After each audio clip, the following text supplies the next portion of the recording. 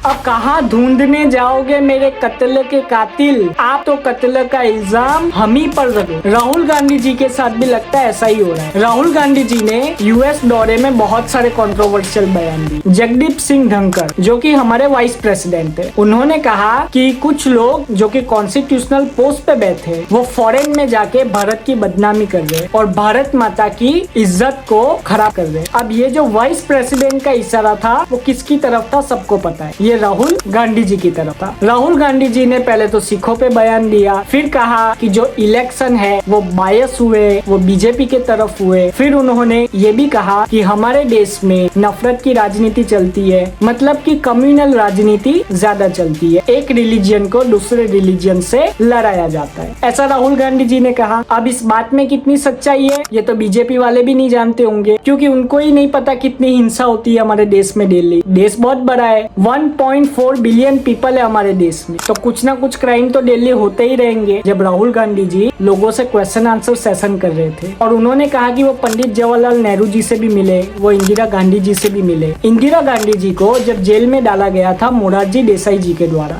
तब इंदिरा गांधी जी यूएस में आए थे। तब इंदिरा गांधी जी से यूएस में पूछा गया कि आपका जो जेल में एक्सपीरियंस था वो कैसा रहा, तो इंदिरा गांधी जी ने कहा कि मैं भारत की बुराई बाहर की कोई भी देश की भूमि पे नहीं करना चाहूंगी। ये सीधा सीधा राहुल गांधी जी को टॉन्ट था, क्योंकि राहुल गांधी जी फॉरेन में जाके हमेशा हमारे देश की बुराई करते हैं, ऐसा नैरेटिव हमारे भारत में बैठ चुका है। अब बहुत सारे लोग यहाँ पे कहेंगे कि भारत में मीडिया स्वतंत्र नहीं है, बहुत कुछ कहेंगे, लेकिन आप सिर्फ फॉरेन में जाके हमारे देश की बुराई करके ही मुद्दों को नहीं उठा सकते। आप हमारे देश में रहकर भी मुद्दों को उठा सकते हो। हमारे देश में मीडिया तो है ही, लेकिन बहुत सारे दूसरे माध्यम है, जैसे कि सोशल मीडिया, यूट्यूब, बहुत सारे दूसरे माध्यम भी है जिसके थ्रू राहुल गांधी जी अपनी जो आवाज है वो लोगों तक पहुंचा सकते हैं। लेकिन राहुल गांधी जी जब भी फॉरेन जाते तो बड़ा सा धमाका होता ही होता है, क्योंकि राहुल गांधी जी चीजें ही ऐसी कर देते और कभी कभी ऐसी बातें बोल देते जो कि राहुल गांधी जी के लिए बहुत ही बड़ी प्रॉब्लम बन जाती है हमारे भारत में। मोदी जी ने भी कहा कि राहुल गांधी जी के वर्कर्स के द्वारा एक जर्नलिस्ट को